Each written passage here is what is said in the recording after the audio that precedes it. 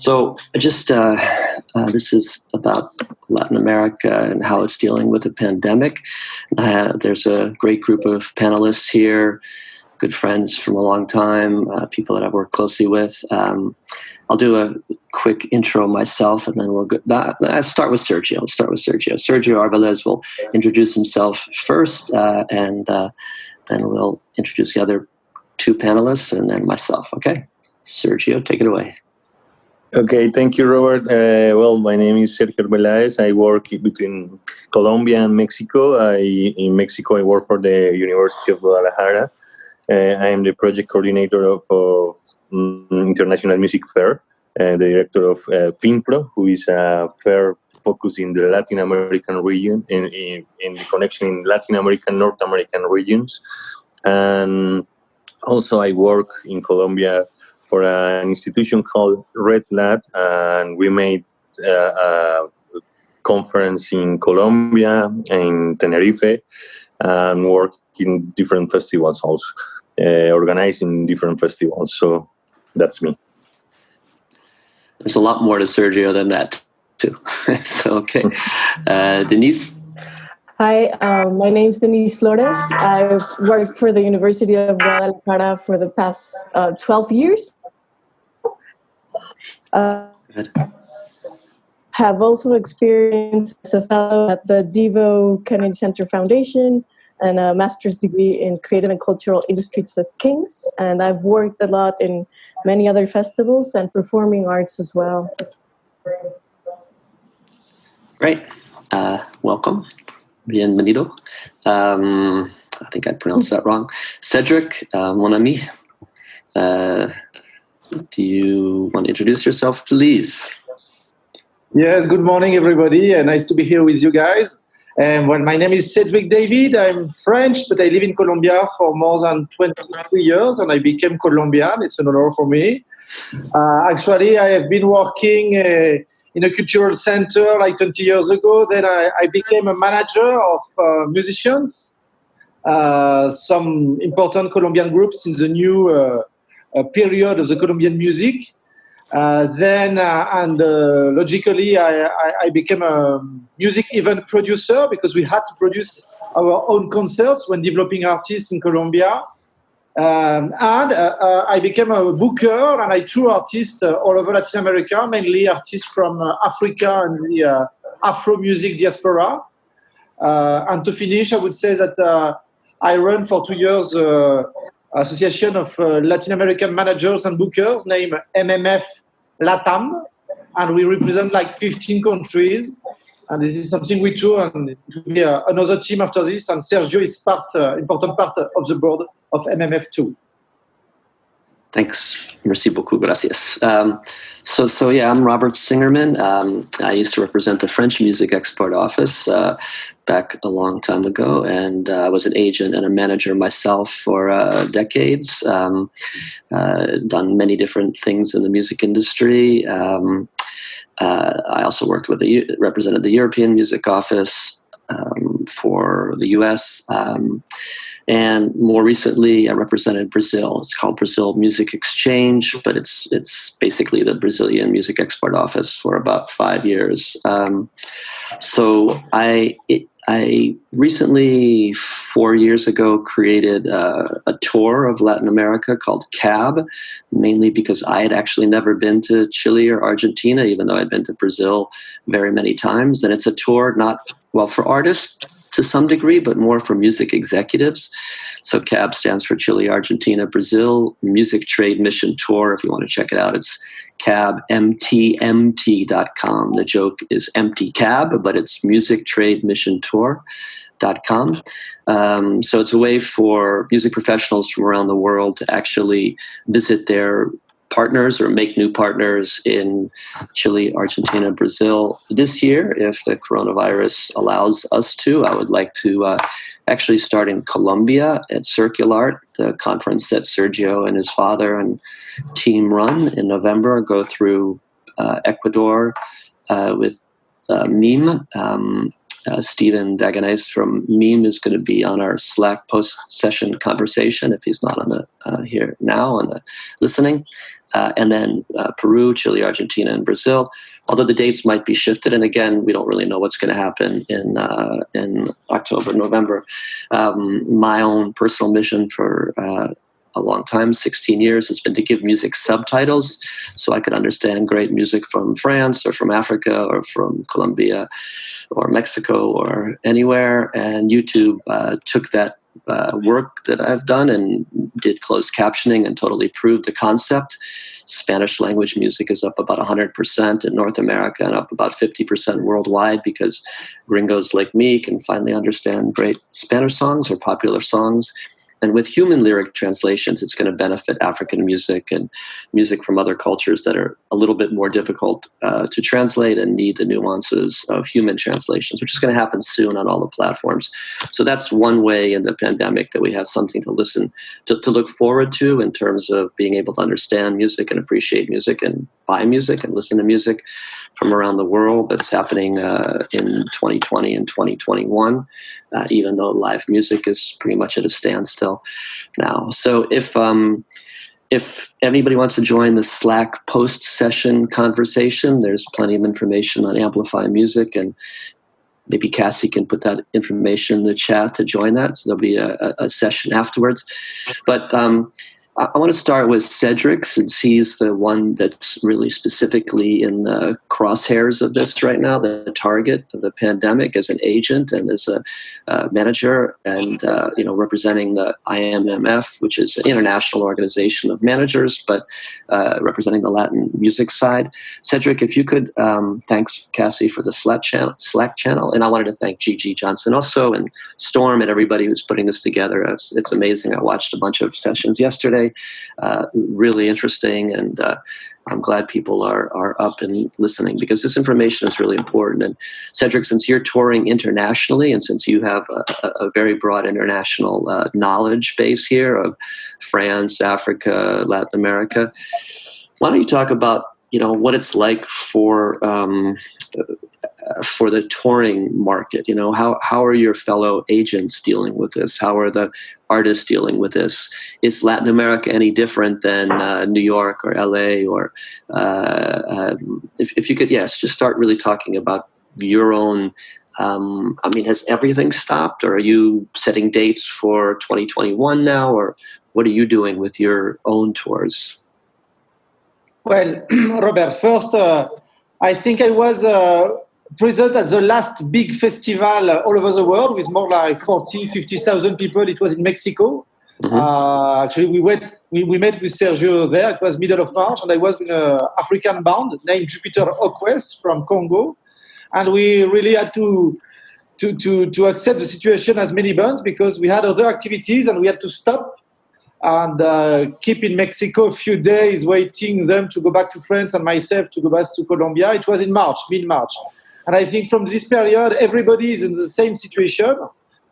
We have no shows, obviously, and we don't have very clear until when, but in an empiric way, in my case, as you asked me, I'm already receiving information from people. I had some shows and festivals in different countries of Latin America in October, and they're saying to me now that, no, I'm sorry, we can't make it, maybe we'll make it next year.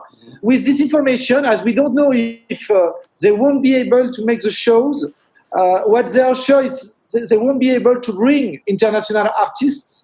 And so also, which is one of the multiple consequences of the COVID, they decided to focus on national artists, mm-hmm. which has a sense mm-hmm. for mobility, for cost, and to help the mm-hmm. situation of the artists in the country. Because it's the second part, I think, of your question. The bookers and touring agency, they are off, nothing to do in that aspect, maybe saying 2021. The other point are the artists, because obviously we are not bringing them some work and some possibility to present themselves, and there is a big feeling of lack of the people, of the presence, but also they don't have money. And depending, obviously, of the countries, if you're in Europe, in the States, in Canada, in Latin America, governments and social security systems are not the same.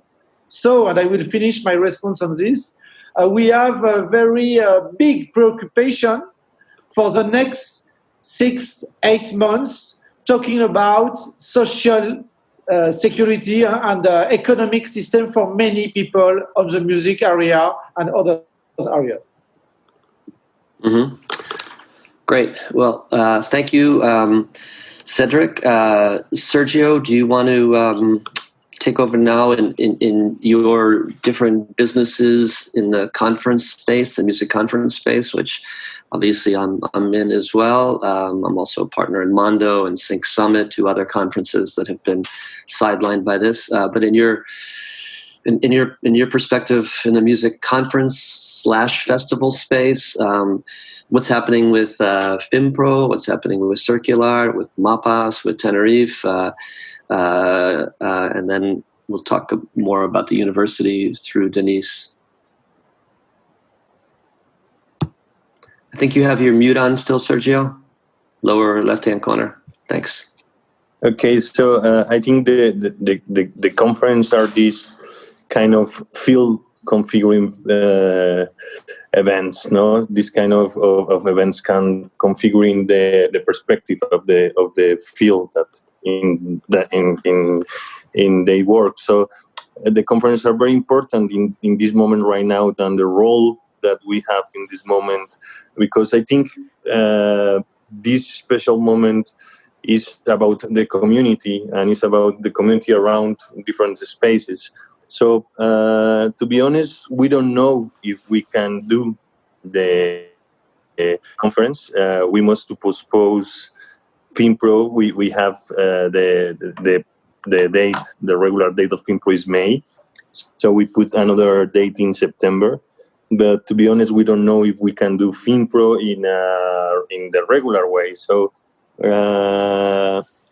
what we are doing right now is trying to join and have like be near to our musicians and try to find and start to put the community together, because in Latin America we have like we identified 3 gaps with this that in regular we have in our industry and in our music industry, but with this situation and with this crisis is more evident, this kind of gaps, no? And one gap is associativity. Another gap is the knowledge about copyright, and the third is, of course, technology. So we are trying to be near of our musicians, trying to help them with information, and also try to put the big companies who are trying to help. The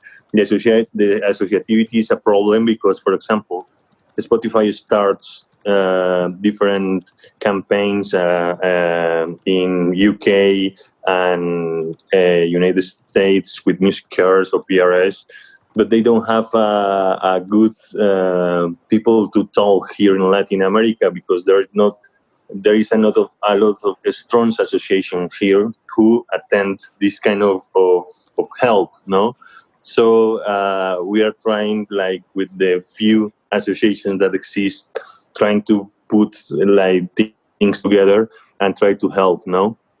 So we start an initiative with different associations of an association of the big labels, that the name is Amprophone, FIMPRO and other labels, small and indie labels. We start this initiative to inform, communicate, and educate the musicians, and to reach a fund to attend the most vulnerable musicians and workers of the music industry. So we are trying, like, to find different ways and try to help the people to adapt. And we are trying to understand how the music conference can work in the digital world, no? Because I don't understand yet if it's if we think the conference in the digital world like an event or like a program, no? Because I think that the conference have like these goals, like to educate, to do networking, and I think we can do a program for the next 6 months to do this kind of things. So we are thinking if we made a regular conference focus in 3 days, or if we do different events during the year, no? So this is our thoughts right now. I just want to say before we go to Denise that both FIMPRO and Circulart are incredible conferences, as is MAPAS. They do a brilliant job. This is my FIMPRO t-shirt. Music is one. Makes us one of my favorite t-shirts. And it is really a community, as Sergio well knows. And he's introduced me to a lot of the people in the Latin American community as well, which I really appreciate. So CIMA has also cooperated, and Canadian Music Week has cooperated with FIMPRO. There was a week of Canada in Mexico, and Mexico in Canada with the cooperation. So this is kind of the international community of people in the music business who are actually working to solve problems every day. And now we have a huge problem that kind of stops the whole live music scene. So I just wanted to go to Denise. She's been muting because she has children there who I hope Zoom bomb us. I want to see little kids' faces. But anyway, we can go to Denise, who works with the University of Guadalajara, who also present and sponsor the FIMPRO event, to talk about what she's doing in the data space and what her thoughts are about the pandemic in Latin America. Thank you. Denise. Oh, thank you, Robert.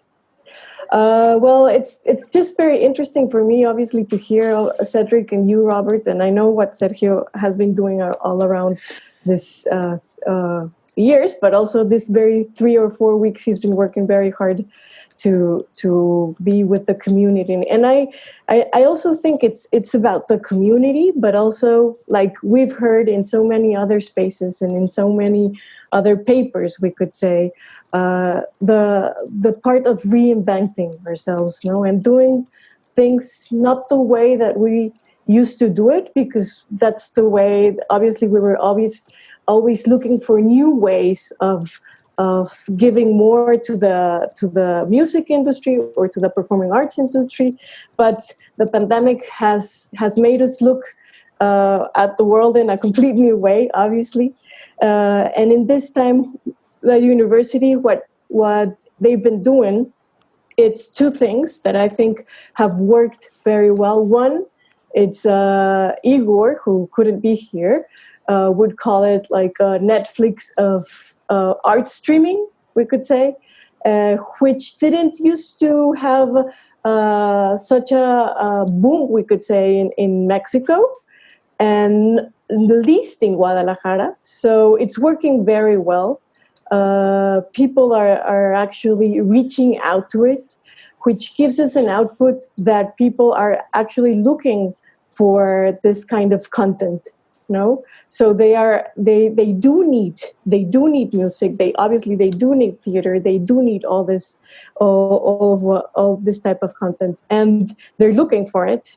Not in the live version, sadly, very sadly, but they're still searching for this kind of information. The other important thing, and Sergio is very well involved in this project as well, it's thinking of what you've been saying, Cedric, all these things are being canceled. All these concerts and all these shows are being canceled. Just yesterday, we got canceled the ballet company that you would be coming in November. But it's simply that the other plazas from Mexico canceled. We hadn't canceled because we still don't know when are we going to be able to come. But it wasn't just anymore a tour for the company, So in that way, it's also being very challenging for us, because we are trying to give a win for artists, and we are not thinking just local, although we are working on on a strategy for local artists to be able to give us the service to a specific community, which would be the university community, and would be health, for mental health, but also for mental health for same medicals and health staff as well. Sergio has been working also with Igor in this project as well.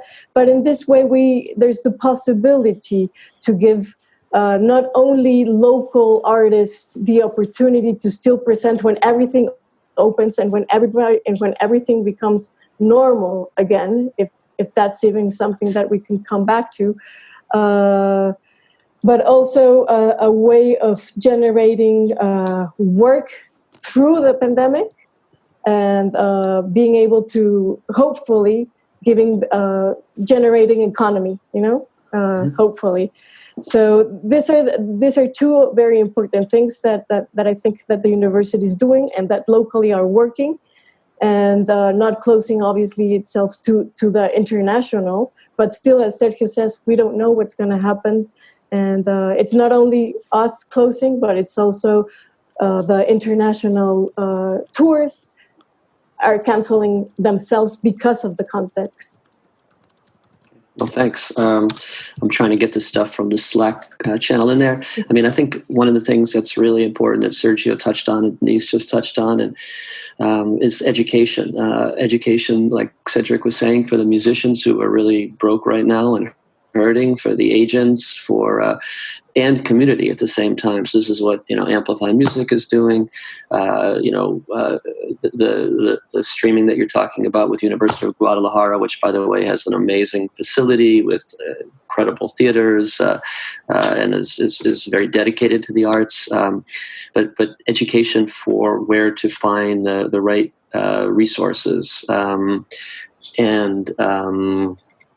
I think that that the resources that Sergio is working on in Mexico and in Colombia, in America, that Amplify Music, that the other people are talking about, are all really important. I wonder, Cedric, from the musician's perspective, I mean, I know Sergio was working, for example, something with me and in France, imusic-school in Ibero America and in Latin American countries, and I know that's booming right now in France because it's also a way for musicians, music teachers to earn income in this period, because we're all kind of at home, stuck at home, socially isolating, so that we don't give people diseases and get diseases ourselves.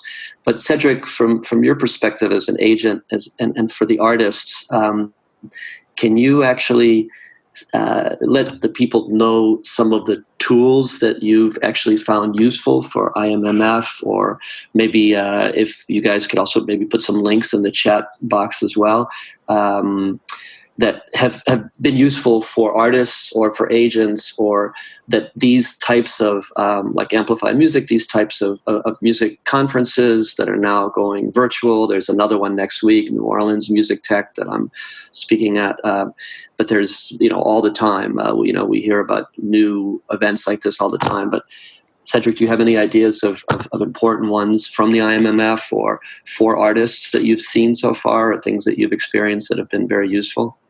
Yeah, what we can notice, not only for MMF, also in Colombia, and I think in many places, is that we have a first period of kind of catharsis. People, they have to explain, they have to talk, they have to communicate ideas, because we are, all of us, at home, thinking, analyzing, we are able to discover maybe some solutions. So the first part is that we have to talk, write, listen each other. And this is what's happening now, what we are doing with this Amplify Music project. Also with MMF LATAM, we're going to have some different forums for thematics, like Sergio will run the first one on Saturday.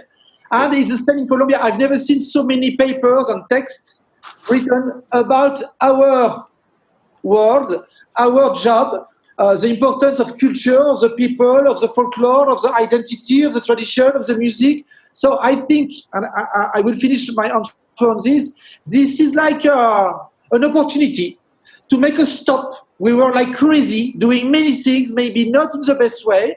We have to make a stop, and I call it the white book or the white year. Let's take profit of it and have some new ideas and a new way of developing music, being aware and responsible of the community and the ecology. Fantastic. I reached out to some of my friends in Brazil also, which is the largest country in Latin America in terms of population, and I think area as well. And I'm putting some quotes from my Brazilian friends. There's some information from Carlos Mills in there now, and Cassie is working to put some other quotes in there. But it's rough in Brazil, and obviously it's rough all over. We only have a few minutes left on the chat, and I just wanted to give each one of you any last thoughts of ways to move forward. So Sergio, any last good words to the people here? Unmute. We can't hear you, Sergio. You need to unmute. Yes, no, well, first of all, thank you. I think this kind of space for the reflection and share ideas are very important. But yes, I think, I understand that a lot of people want to be like positive and things this like an opportunity. I think, okay, yes, it's an opportunity, but mostly it's a crisis. And a crisis shows our real structures, and we must to see the gaps and the problems that we have. And for me, it's like a new start in my personal business and other things. So it's very hard, and I strongly believe that it's very hard. And in Latin America and in development countries will be more hard because we have a huge gap between classes and social and economic difference. So will be very hard and see what will happen. It's a crisis, and we put like our small effort to do a lot of things to solve and to help other people, but we must to see that the real situation is a crisis. But yes, a crisis and a new start. But yes, of course, we must to keep the optimism and all these things. But it's a crisis. It's the worst crisis in the last century. So. Thanks, Sergio. Denise. For me, it's just I agree with Cedric and Sergio and you, Robert. Obviously, for me, it's just there's still so many open questions. We're still living this. There's still so many open questions. I often question myself, like, are we there yet? And obviously, we're not there yet in solutions. We're learning through the process. So it is hard, as Sergio says. It is a crisis, but at the same time, there's still many open questions and many things yet to be solved. And this kind of encounters do help us all to, as Cedric says, have a catharsis. Thank you. Thanks, Denise. Let's go to Cedric for the final words, and then Nuit Blanche, and then I'll have something to say if I can. Cedric, you're muted. You said Nuit Blanche, which is a white night when we never go to sleep. I would say a white paper. I would say let's write on it. Let's begin new ideas and let's propose. It's the only moment we are all stop thinking in the same way with the same problem. Maybe we will find a solution as we are together. Thanks. Yeah, and from me, I just wish everybody to be safe, take care of your kids and your parents, and and we don't know how long this is going to be, but we're in it together. All of us, all of our friends, all of the artists, take care of your artists, take care of the agents and the promoters, and let's just be strong, and also take care of the healthcare workers. Please, everybody, be safe. Everybody on this panel who's watching as well, I really appreciate you being here. Thanks to Amplify Music for doing this. Thanks, John and Catherine and Maximilio and Camilio and Nicolas and Laura, friends on the chat. It's great to see you, and thanks, Amplify Music. And we'll get through this. My mother used to say, "This too shall pass." and it shall pass. It might be a year, might even be longer, but it shall pass, and we'll be stronger for it, I hope. I really hope. And we still have digital music online, so take advantage of the digital community. Connect with everybody, connect with all of us, because it's really important to keep the connection within the isolation.